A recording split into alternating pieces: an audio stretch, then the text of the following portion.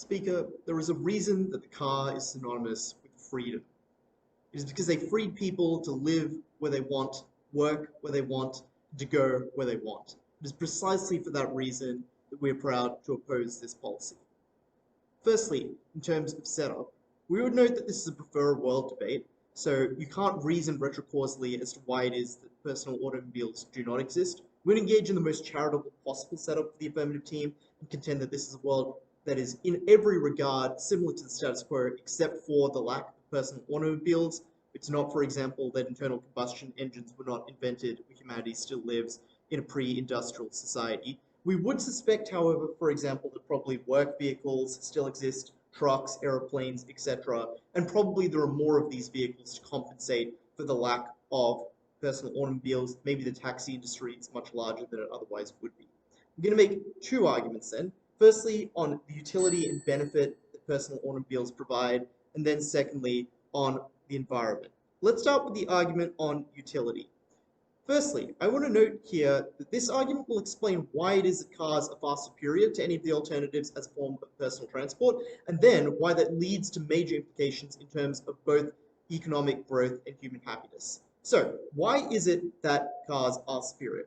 Firstly, public transport can't cater to the infinite number of routes that cars can. Cars can go anywhere, including where there aren't roads, because they have off-road capabilities. Whereas even in particularly rich metropolitan areas like or cities like Sydney, many suburbs just aren't connected to public transport. Think about how, for example, Northern Beaches has a single bus connection into the city, and it doesn't cover a huge part of that area. Or areas like Dural or Glenorchy just have no bus routes into them, so they are totally disconnected from the rest of the city. And that would be far worse in, for example, poorer parts of the world, more rural parts of the world, who just would be out any capacity to get around.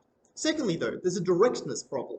Even if there is a route to get to your destination, it often involves taking a bus and a train and a ferry instead of just taking one route to get there. That often adds time, it adds transfers, it adds inconvenience. It's much slower. But also, there's often a timing issue, which is that you can't leave whenever it is you want to leave. You have to, for example, wait for the bus that only comes once every hour to your particular suburb in order to get anywhere in the first place, which is far worse. But thirdly, it's also restricted by things like weather. For example, Sydney, a particularly rich city, shuts down anytime it rains. Trains often stop working, tracks have to be closed. There's a lack of air conditioning in many forms of public transport that means that they're unusable during particularly hot times of the year. And finally, you're just missing many amenities, like personal space, like the need to not have to walk between modes of transport. This is particularly important, for example, for disabled people, people with sensory issues, etc., just would not be catered to in the world that side affirmative has to defend. What are the impacts of this argument? There are several. The first thing we would note is that all of this means that a world without personal automobiles is just one with far less mobility. This means that the horizons of your life are far lower. It means that you can't live wherever it is you wherever it is you might want. You're restricted to living near public transport. It means you can only hang out with friends who live near enough to you that you can access them. It means that where you work is far more restricted than it otherwise would be. The amenities you have access to are more restricted. But secondly, there are really substantial economic effects to this. For example, it means that when people can move further, it means they can, for example, work a further distance from their house, so it opens up more job opportunities for them, which means a larger, for example, workforce, more agglomeration effects, more economies of scale and specialization that becomes a far better, far more productive economic hub.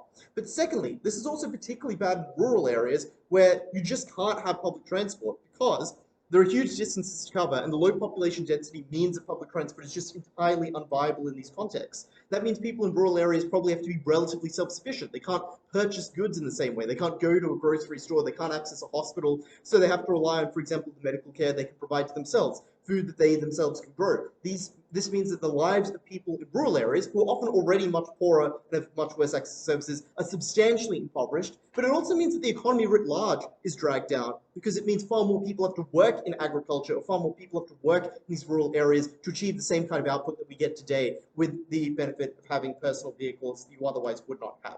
So I think that argument explains why this is a world in which humans are poorer, but also why their lives are substantially worse. And that alone should be enough to win the debate. What I want to do now is deal with the argument on the environment that side affirmative has raised and explain why it is an unimportant one in the debate.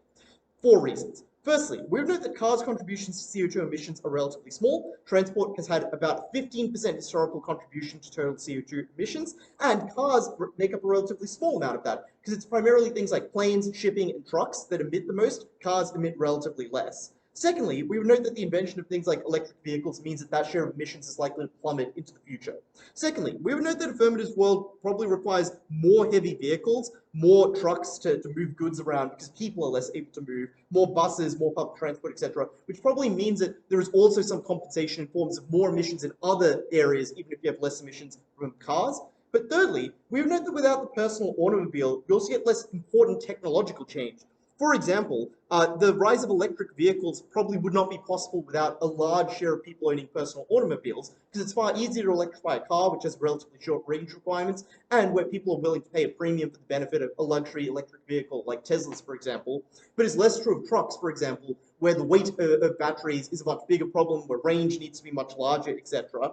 So you're much less likely to get investment in things like battery technology and sophistication of battery technology in the world of side affirmative. And that's important because that battery technology, one, is really crucial in electrifying things like transportation, which means that in the long run, probably transportation emits less on our side than does on theirs. But battery is also really crucial when it comes to things like electrifying the electricity grid writ large. And that means, for example, even if it means that it takes an extra 10 years to install the amount of solar and other renewable capacity that we have on our side, because we have batteries that stabilize the intermittency of that particular form of energy, we probably emit far, far less on their side. Finally, we would note that the impact of this is the environmental impact is probably minimal, if even existent for this team, and it just does not weigh up above all of the human misery that a lack of automobiles would cause, which is precisely why we're so proud to negate.